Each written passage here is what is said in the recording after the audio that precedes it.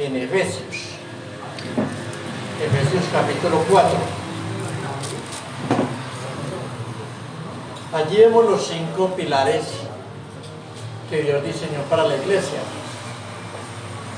5 pilares de Dios para la iglesia.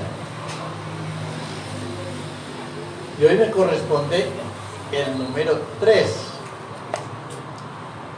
Y dice el capítulo 4, el versículo 11: y Él mismo constituyó a unos apóstoles, a otros profetas, a otros evangelistas, a otros pastores y maestros. 5 pilares de Dios para la iglesia. ¿Será que el uno es más importante que el otro? Todos son iguales. Todos los ministerios, los dones son iguales delante del Señor. Él puso a unos de una forma, a otros de otra. Y todos se van complementando el uno con el otro. Y el del evangelismo, este don es el tercer ministerio que tiene allí. Y vamos a ver qué es el don de evangelismo. Y lo que hemos visto desde esta mañana es que este ministerio es un don dado por Dios. Ese don a mí no me lo entregó el hermano tal, o la hermana tal, o la iglesia tal. No, ese don me lo dio el Señor. Y como me lo dio el Señor, entonces debo de cumplirlo. Debo de cumplir ese don. El don de evangelismo es para todo el mundo. Él dice que Él mismo constituyó a unos de una manera, a otros de otra, a cada uno le repartió sus dones como Él quiso. Pero diría yo que el don de evangelismo es para todos. No es para unos, para otros no. No es como el don de maestros. ¿Será que aquí todos son profesores de escuela dominical? ¿Cierto que no? ¿Será que todos son predicadores? No. A cada uno Dios le repartió un don. Y quisiera que miráramos un versículo en Hechos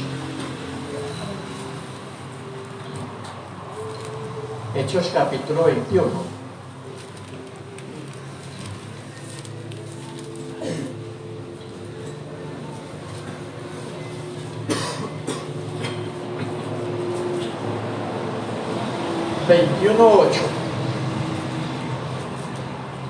El don de evangelismo. 21:8 dice: al otro día, saliendo Pablo y los que con él estaban, fuimos a Cesarea, y entrando en casa de Felipe, el evangelista. Este Felipe se caracterizaba por ser un evangelista, pero sigue diciendo el evangelista que era uno de los 7. Posamos con él, porque ella que no era uno de los 2 sino uno de los 7. ¿Recuerdan ahí mismo en Hechos capítulo 6 cuando llamaron a 7 para servir a las mesas? El hermano hoy lo mencionaba en la mañana. Era uno de los 7. Primero llamaron a Esteban, que era un varón lleno de fe, lleno del Espíritu Santo. Y en segundo lugar llamaron a este Felipe. Y este Felipe era evangelista. Y qué bueno cuando nosotros, que un día nos digan que este hermano o esta hermana se caracterizaba por esto. Y hay mucha cantidad de dones. Hay tantos dones en nuestras iglesias hoy en día, que hay hermanos, hay hermanas que tienen el don de sembrar discordia entre hermanos. Oiga, qué bonito, ¿cierto? Poner un hermano a otro a pelear. Y hacen ese trabajo como tan bien hecho. Yo recuerdo en Armenia no digo que una hermana, pero reunió un buen tiempo con nosotros, se bautizó, estuvo en la cena y de ahí volvió a traer a la Iglesia Católica. Pero era tan buena para sembrar discordia entre hermanos. Eso le arrimaba al uno, decía, es que fulano de tal, es que el otro, es que el otro. Y comenzaba así. Tenía ese don. Y unos ratos como que le creía. Que no. Sembraba discordia entre hermanos. Y como es el tercer pilar del evangelismo, tengo 3 puntos que quiero compartir esta tarde. El primero, el evangelista obedece la orden del Señor. Cuando Dios dice algo, él obedece. Ese es el evangelista. Un versículo en Marcos, en el libro de San Marcos, capítulo 16.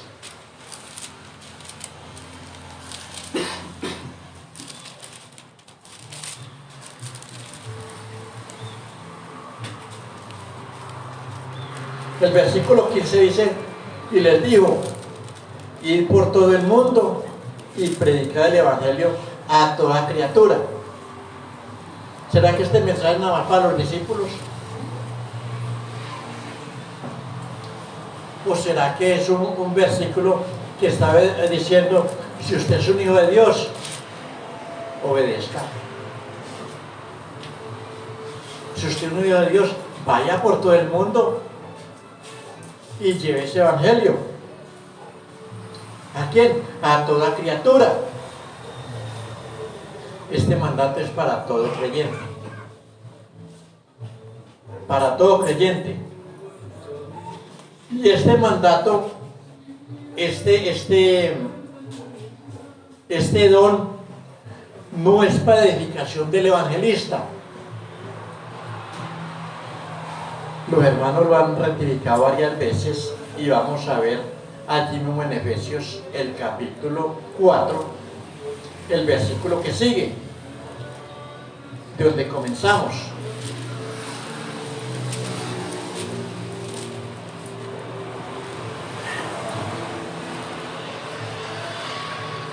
Dice el versículo 12, a fin de perfeccionar a los santos para la obra del ministerio, para la edificación del cuerpo de Cristo. Este don no es para que yo me vuelva más cabezón, para que diga, no, yo sé más que fulano. No, este don que Dios me ha dado es para el crecimiento, para la edificación de la iglesia, del cuerpo de Cristo. Es para que todos vamos creciendo, llevados de la mano el uno del otro. Y eso me gusta a mí bastante, porque es que vamos creciendo juntamente. El evangelista busca su crecimiento del don que Dios le ha dado. Quiere perfeccionarse en ese don. Hay hermanos que Dios les ha dado varios dones. Yo hasta ahora no sé cuál será el don que tengo yo. Pero yo a veces, mi esposa me dice, usted comienza a hablar con una persona y en un momentico ya lo tiene evangelizado. Y yo no sé cómo. Pero, hombre, si el don mío es evangelista, yo voy a buscar a perfeccionarme en ese don. Primera de los Corintios 14.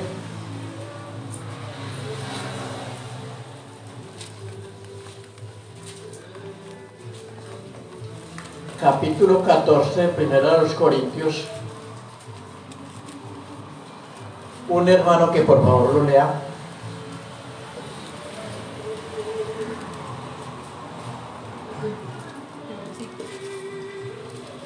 Corintios 14:12.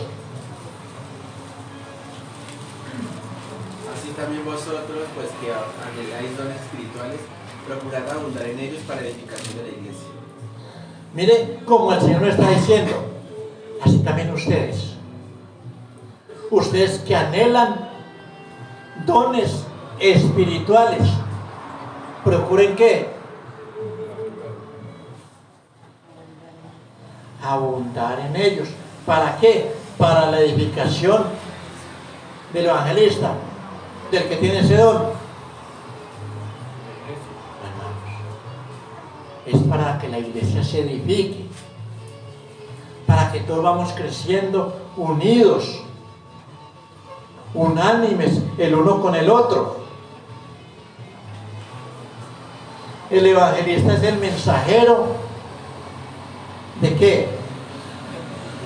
De las discordias, de los chismes. ¿El que lleva qué? Lucas capítulo 4.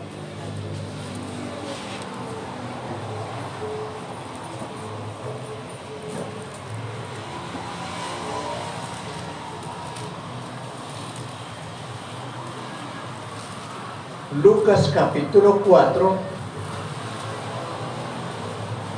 y vamos al versículo 18.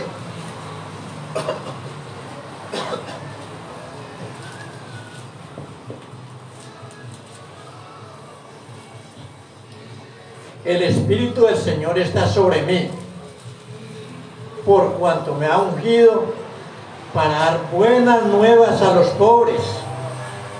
Me ha enviado a sanar a los quebrantados de corazón, a pregonar libertad a los cautivos y vista a los ciegos, a poner en libertad a los oprimidos, a predicar el año agradable del Señor. ¿Qué nos está diciendo? Ustedes lleven la noticia. Está diciendo el Señor, Él a que vino a traer las buenas nuevas de salvación. Y un evangelista hace eso, obedece lo que el Señor le ha encomendado, llevar las buenas nuevas de salvación. Ese es el primer punto. Segundo punto, ¿por dónde comienza el evangelista a evangelizar? Hermanos, es que yo tengo el don de evangelista y yo tengo que sacar papeles porque me voy a ir para Europa a evangelizar allá. No tengo que ir allá donde a la parte más pobre de, ¿cómo es que llama el país de los negritos? África. Ahí hay mucha necesidad de evangelismo, entonces yo me tengo que preparar para ir allá. ¿Por dónde comienza el evangelista a evangelizar? Comienza por su familia. Vamos al libro de los Hechos. Hechos de los Apóstoles. En el capítulo 1,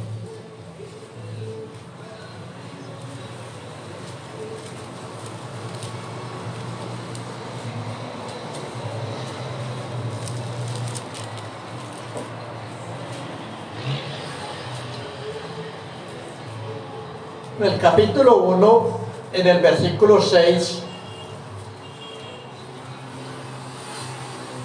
dicen, entonces los que se habían reunido le preguntaron diciendo, Señor, ¿restaurarás el reino de Israel en este tiempo? La respuesta de Jesús, y les dijo, no os toca a vosotros saber los tiempos o las sazones que el Padre puso en su sola potestad. ¿Qué le está diciendo? A ustedes no les importa.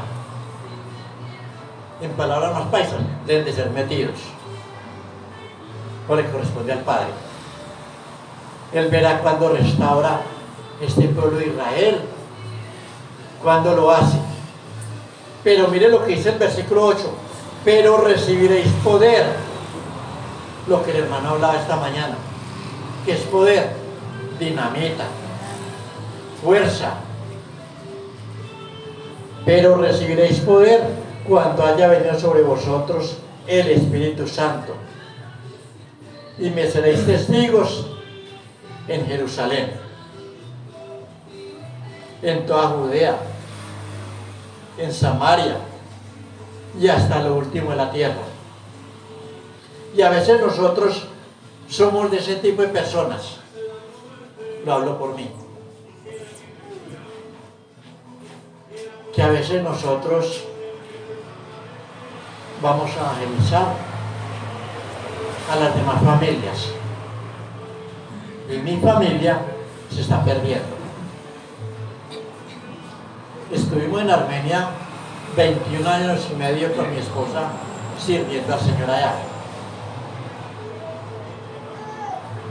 y hasta que el Señor puso en nuestro corazón, sus familias, sus familiares que están en Yumbo se están perdiendo,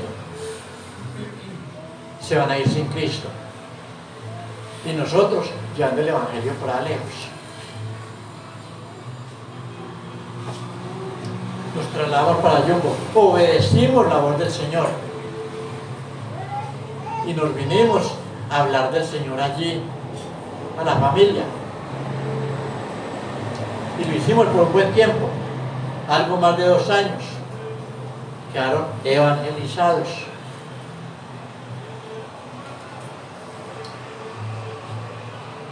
Comenzamos por Judea, por Samaria, y nos faltó lo último a la tierra, pero estamos abandonando nuestro Jerusalén, nuestras familias. Y el Señor nos llama primero en Jerusalén, nuestra familia, Judea, Samaria y hasta el último de la tierra. Y Pablo da un buen consejo o un mandato a su discípulo Timoteo. Vamos, hermanos, a segunda carta del apóstol Pablo a Timoteo, capítulo 4.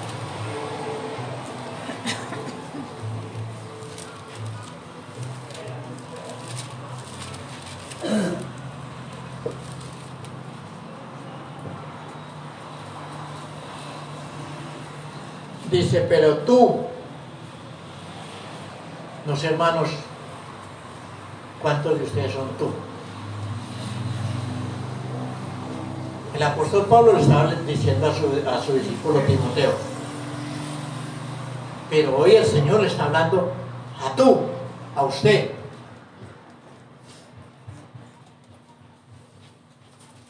Pero tú, sé sobrio en todo, soporta las aflicciones, haz obras de ¿qué? Estamos, haz obras de evangelista. Si usted no es un hijo de Dios, usted es un cristiano, usted nació de nuevo, usted hace parte de la iglesia del Señor, usted hace parte de esa esposa del Señor. Ustedes son los que el apóstol Pablo está diciendo allí, pero tú,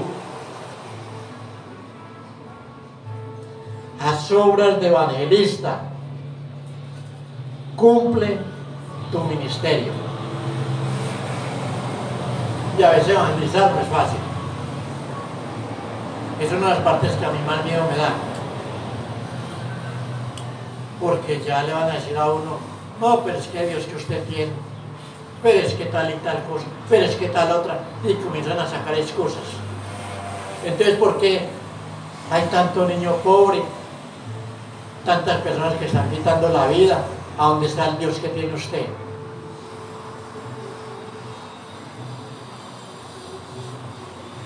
Hermanos, el Señor está diciendo, cumpla su ministerio,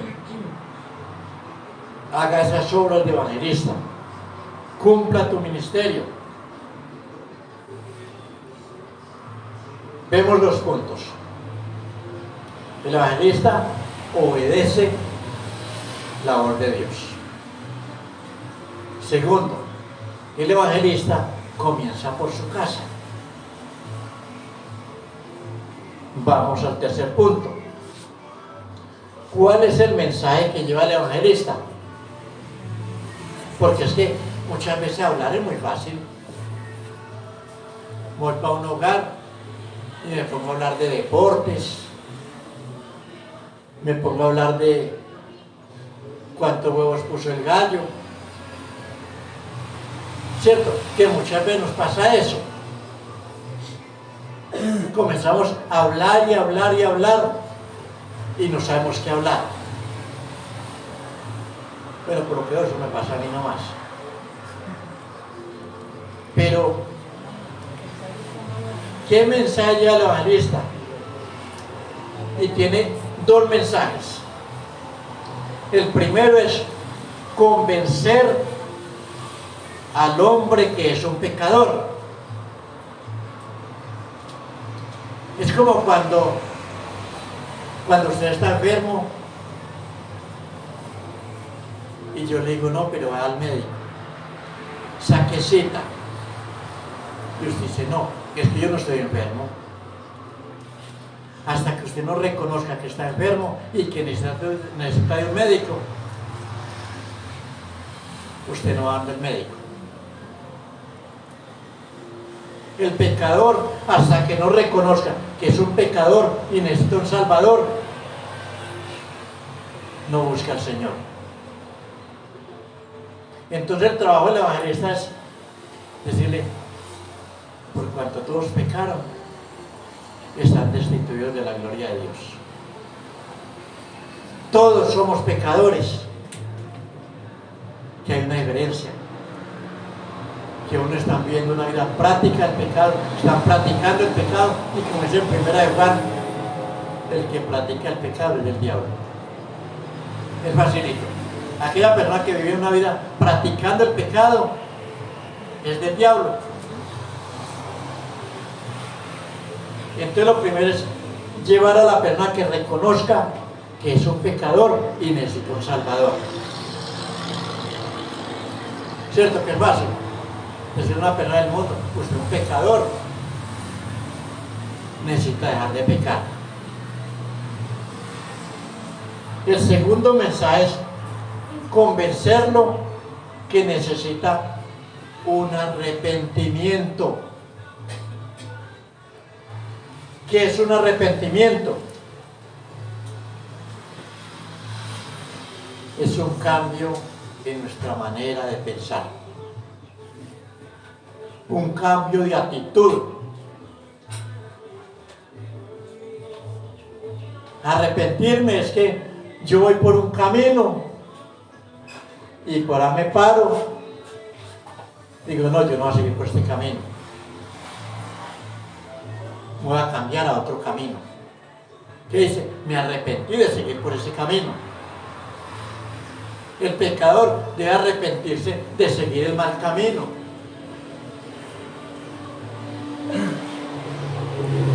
Como dice en Isaías 6:16, paraos en los caminos y mirad y preguntad por las sendas antiguas cuál es el buen camino y andad por él. Mas dijeron, no andaremos. La gente del mundo no quiere andar por el buen camino. Ese buen camino, ellos lo tienen como el mal camino. No es el buen camino para ellos. El mensaje del Señor Jesús fue un mensaje muy directo, un mensaje que llegó derecho al corazón, y uno de los mensajes que el Señor comenzó a predicar después de que fue llevado por el diablo al desierto, que el Señor Jesús se hizo bautizar. Lo vimos allí en Mateo capítulo 4.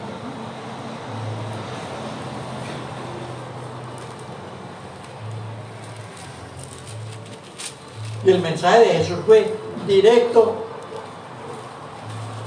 sin titubear. Y dice el versículo 17, desde entonces comenzó Jesús a predicar y a decir, arrepentíos, porque el reino de los cielos se ha acercado. ¿Cuál es el mensaje que lleva un evangelista?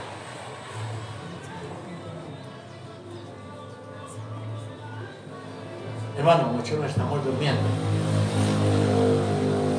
¿Qué tal, hermano? Y sacamos un minutico y nos paramos, levantamos las manos y tratamos de despertar un momentico. Bueno, levante y comienzan a sacudir las manos, sin ir a pegarle un puño a su compañero que está al lado. Dice, hermano, échales agua así. Así nos despertamos, Hermano, agua. Agüita para mi gente, un balde de agua. Sí, hermano, a veces estos ejercicios nos ayudan para uno quitar el sueño. Sí. Pero, bueno, pueden sentar. Gracias. Dijo un minuto, hermano, y llevamos medio. Pero el mensaje del Señor Jesús fue un mensaje muy directo, pues sobre el arrepentimiento. Y que más que el Señor Jesús, un ejemplo para hablar de arrepentimiento. ¿De qué tenía que arrepentirse el Señor? Él era sin pecado, era puro, era limpio, santo.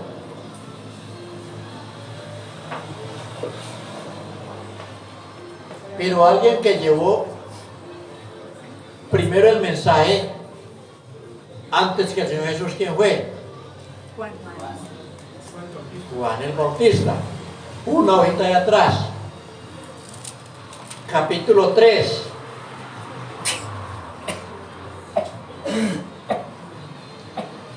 Este Juan el Bautista era como primo del Señor Jesús. Eran familiares. Y dice allí en el versículo 1, desde aquellos días vino Juan el Bautista predicando en el desierto de Judea y diciendo, arrepentíos porque el reino de los cielos se ha acercado. Vemos que siempre el mensaje de un evangelista es sobre el arrepentimiento. Siempre sale el arrepentimiento.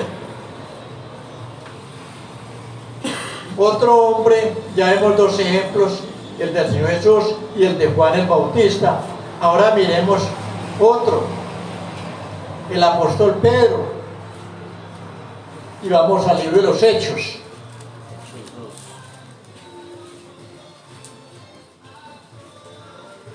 Al libro de los Hechos, capítulo 2.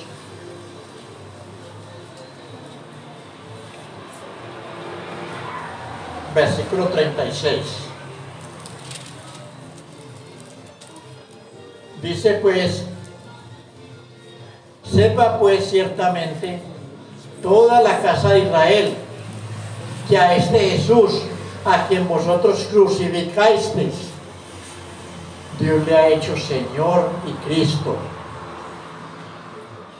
Está dando un mensaje al apóstol Pedro y le está diciendo, sepa ciertamente toda la casa de Israel que ese Jesús que ustedes crucificaron,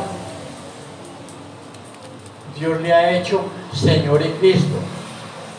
Pero dice el versículo 37, al oír esto se compungieron. Esa palabra compungieron es una palabra como un poco difícil de entender. Pero yo estuve investigando un poquito, es como que sintieron tristeza, dolor, remordimiento. Porque, hombre, nosotros fuimos así tan porquerías que crucificamos al dueño de la vida. Eso es lo que está diciendo. Se compungieron de corazón y dijeron a Pedro y a los apóstoles y a los otros apóstoles, varones hermanos, ¿qué haremos?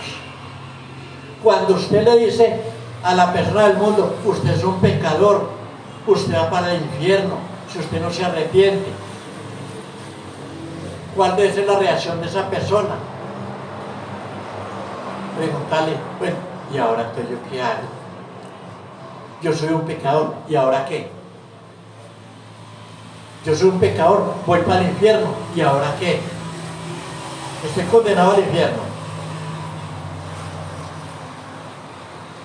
No. Mire lo que dice el versículo 38. Pedro les dijo: arrepentíos y bautícese cada uno de vosotros en el nombre de Jesucristo para perdón de los pecados, y recibiréis el don del Espíritu Santo. ¿Cuál es el mensaje que lleva un evangelista? El arrepentimiento. No hay otro mensaje. No es hablar de los tiempos, de otras cosas, no. El mensaje del evangelista es predicar el arrepentimiento.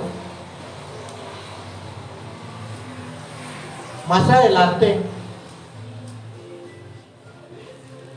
el apóstol Lucas, capítulo 3, allí mismo en Hechos,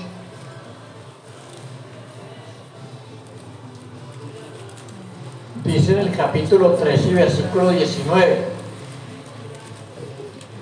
así que arrepentíos y convertíos para que sean borrados vuestros pecados, para que vengan de la presencia del Señor tiempos de refrigerio. Estamos viendo 4 mensajes: el Señor Jesús, Juan el Bautista, Pedro y Lucas. ¿Cuál fue el mensaje de ellos 4? Es el mensaje que usted y yo debemos de llevar. ¿Será que necesito hacer un curso para esto? No. Cuando usted diga, usted va a analizar lo más de bueno, procure abundar en eso. Procure irse perfeccionando cada día más y más. ¿En qué? En la evangelización. Así que arrepentíos y convertíos para que sean borrados vuestros pecados, para que vengan de la presencia del Señor tiempos de refrigerio. Y allí veo 2 cosas. La primera, el primer mensaje principal es el arrepentimiento. Es reconocer que soy un pecador. Hasta que usted no reconozca que es un pecador, usted no se arrepiente. Dice, ¿yo de qué tengo que arrepentirme? Yo no soy un pecador. Pero miremos algunos ejemplos bíblicos. Vamos al libro de los Salmos que dijo David, en el capítulo 51.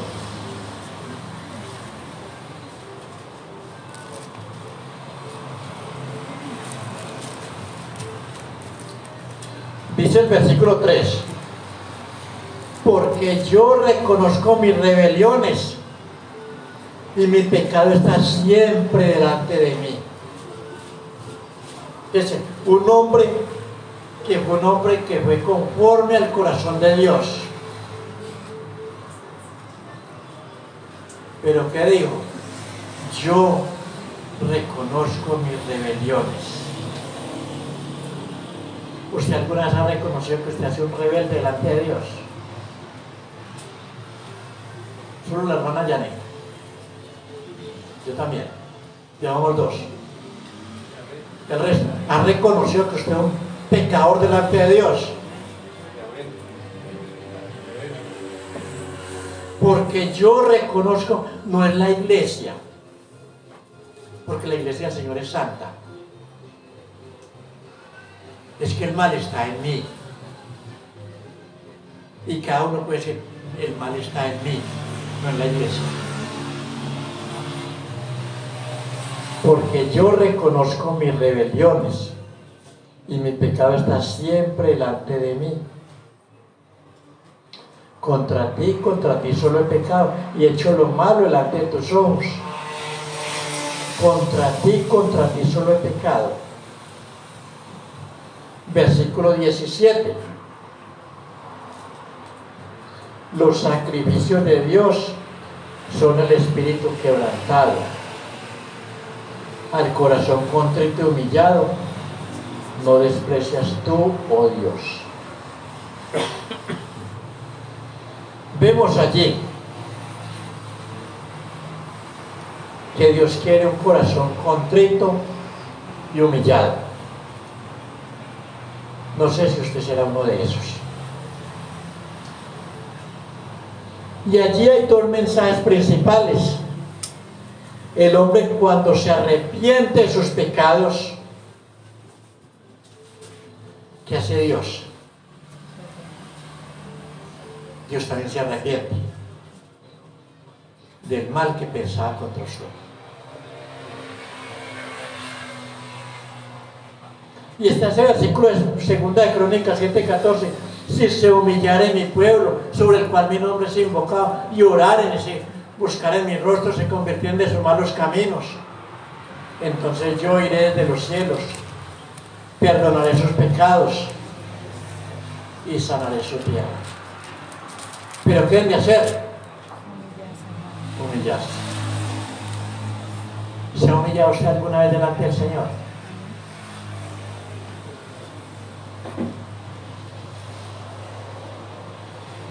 Cuando Dios dice, yo también me arrepiento, vamos al libro de Jeremías. Está después de Isaías. En el capítulo 18.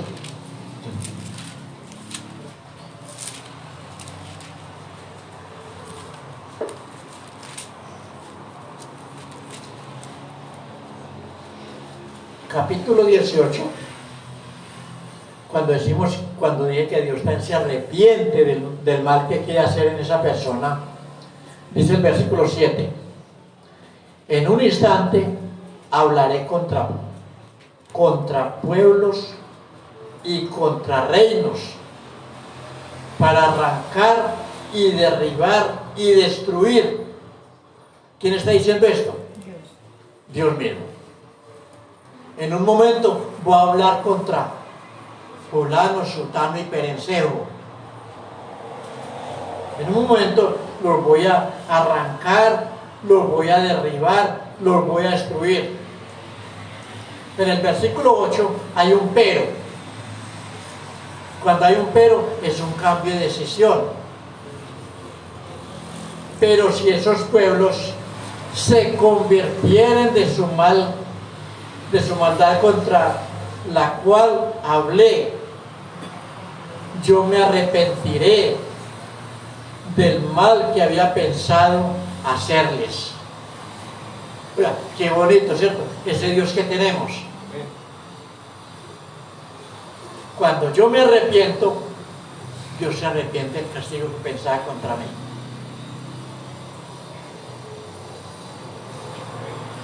Un arrepentimiento. Segundo ejemplo es convertirse. Allí en Hechos 3:19, convertíos y arrepentíos. Cuando yo me arrepiento, Dios se arrepiente. ¿Qué es convertirse? Yo pongo el ejemplo ahora que yo puedo ir por un camino, me arrepiento de seguir por ese camino. ¿Qué voy a hacer? Convertirme al otro camino. Yo puedo ser un matón, una persona mala, un borracho, y yo un día decido arrepentirme de eso. No más voy a dejar ese vicio. ¿Será que es suficiente para ir al cielo?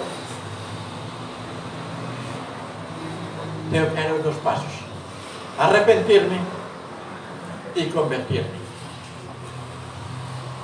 Convertirme es un cambio de actitud. Mire, volvamos otra vez a Isaías, capítulo 55. Está allá atrásito.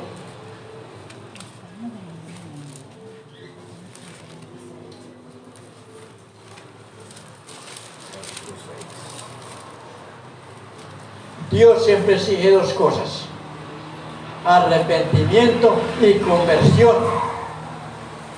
Y miren lo que dice el versículo 6 y 7. Buscad a Jehová mientras puede ser hallado, llamadle en tanto que está cercano. Versículo 7. Deje el impío su camino y el hombre inicuo sus pensamientos, y vuelva hacia Jehová, el cual tendrá de él misericordia, y al Dios nuestro, el cual es amplio en perdonar. Oiga, qué bonita esa palabra, ¿cierto? Que tenemos un Dios que es amplio en perdonar. Así como cuando nos sirvieron hoy el almuerzo. ¿Qué decimos de los hermanos de Popayán? Son amplios en comida. ¿Quiere más? ¿Quiere más? ¿Quiere más? Y estoy casi seguro de que usted quiere más allá hay.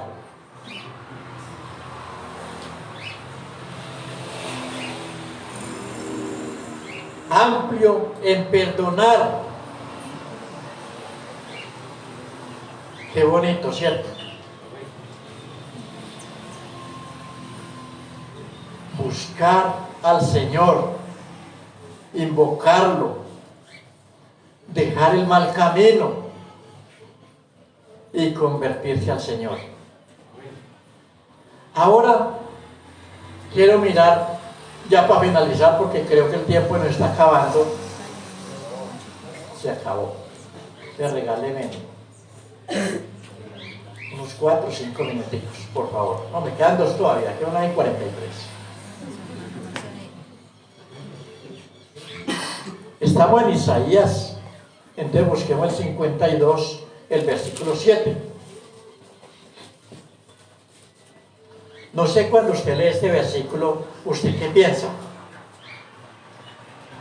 Cuán hermosos son sobre los montes los pies del que trae alegres nuevas, del que anuncia la paz, del que trae nuevas del bien, del que publica salvación, del que dice a Dios, del que dice a Sión, tu Dios reina. Oiga, qué bonito, ¿cierto? Que nosotros podamos decir, ese Dios que tengo yo,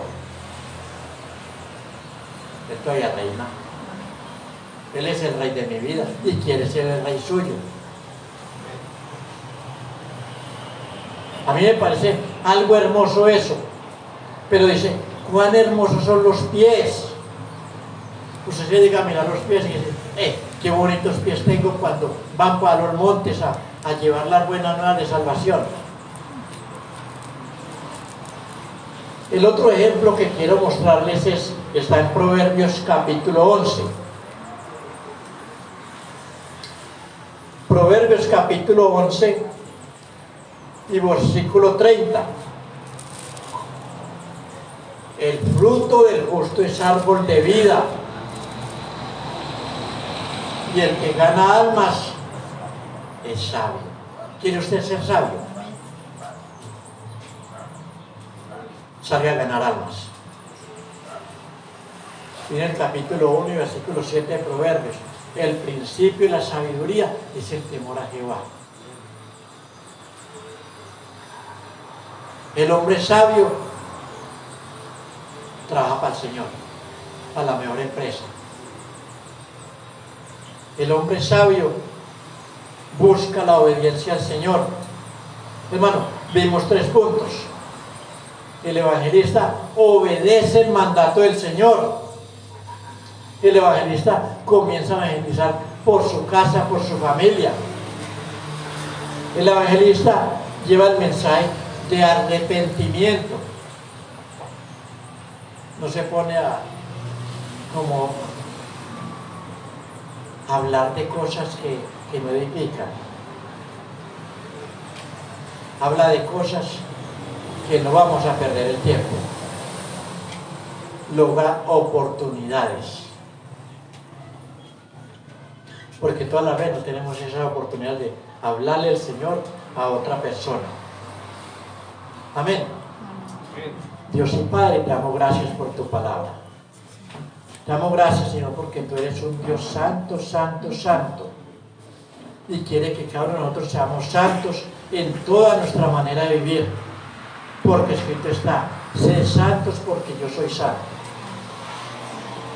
Señor, te damos gracias porque tú nos hablas de diferentes maneras. Y hoy nos has hablado por medio de tu palabra. Por medio de hermanos que nos disponemos a hablar tu palabra. Señor, ayúdanos a abundar en este ministerio, en este don que tú nos has dado. Pero Señor, ante todo, ayúdanos a que tu iglesia sea edificada. Señor, gracias por tu palabra, gracias, Señor, por cada hermano, por cada hermana que está en esta tarde, ha estado en este día. Bendícenos, Señor, con tu palabra y con tu fiel cuidado. En el nombre de Cristo oramos. Amén. Amén. Hermanos, que el Señor les bendiga. Amén. Hermanos, para ir resumiendo lo que hemos estudiado hoy, pues la necesidad es local. Estos tres temas que hemos subrayado hoy para estudiar es una necesidad que tenemos como asamblea. Cuando miramos pues al Espíritu Santo y su obra, y las cosas que nos manda hacer, y nosotros, pues no sé, creo que eso lo pasa aquí en esta asamblea, es eso que subrayamos ahí, que necesitamos oír del Señor el consejo y ponerlo en práctica. Ese tema, por ejemplo, del servicio, ¿cómo lo hacemos realmente más práctico, cierto? Les doy un ejemplo. Cuando alguien se enferma y está una semana en un hospital y solo tiene un familiar, cierto, que le toca de día y de noche, ¿y cómo se pone la iglesia ahí? Que es la familia de la fe. Llama al hermano y dice, hermano, véngase mañana, véngase esta noche que yo cuido a su familiar, ¿cierto? Eso es un servicio. ¿Estamos dispuestos a hacerlo? Es mi pregunta. ¿Estoy yo dispuesto a hacerlo? Porque es que ir a trasnocharse en un hospital no es nada fácil. El hermano está pasando por una necesidad económica y entonces yo sé, pero pues no le digo nada, ¿cierto? Digo, pues, ¿quién le manda? Yo sí tengo, pero él, ¿quién le manda? ¿Será que podemos cambiar esa mentalidad? Decir cómo ayuda a este hermano. Es que decir y hablar es fácil, pero practicar no es sencillo. Entonces, esa es como la idea que el Señor nos quiere como cambiar. O sea, seamos más prácticos en la vida cristiana. En cuanto al evangelismo, hermanos, nosotros somos pobres, digámoslo así, en número de creyentes, pero es que nosotros madrugamos es a sudar la gota para levantarnos el desayuno, almuerzo y la comida, pero sudar para buscar almas no lo hacemos. Pues hablo de nosotros, ¿no? Ahorita estamos mejorando esa parte y lo estamos haciendo, pero no esperemos que vengan ángeles a traer cristianos nuevos, porque eso no va a suceder. Si seguimos así, hermanos, nosotros los más viejitos nos vamos a morir y entonces, como decía un hermano, pues las puertas se van a tener que cerrar. Entonces, ¿qué es lo que el Señor quiere, hermanos? Que salgamos con otra idea. Vamos a sudar la camiseta por buscar almas. Ya el Señor nos ha dado las herramientas. Vamos a hacer tesoros en el cielo. Vamos a preocuparnos el uno por el otro. Yo aquí les doy un ejemplo de un hermano que siempre nos llama.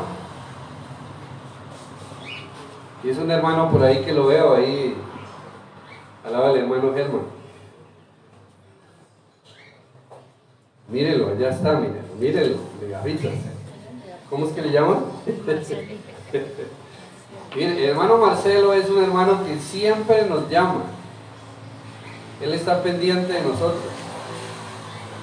No lo vemos mucho predicando, pero es un ejemplo. Siempre nos llama. ¿Cómo están los hermanos? ¿Cómo están ustedes? ¿Cómo están los jóvenes? ¿Cómo está la iglesia? ¿No les parece que eso es algo importante? A veces se va alguien de la iglesia, de la asamblea, y nosotros nos olvidamos de llamarlo. Ah, pues si se fue, pues de malas. Entonces, hermanos, tenemos que cambiar esa. Hay un hermano Ever, que es muy querido de nosotros, de Bonafón. Ese hermano siempre nos llama a ver cómo estamos nosotros. Él casi no viene porque tiene muchos años. Pero es un hermano que siempre nos está llamando. Estamos orando por ustedes. Bueno, muchos hermanos nos llaman, pero estoy hablando de los que más nos llaman, ¿cierto? Pero hermanos, eso son cosas prácticas que debemos seguir.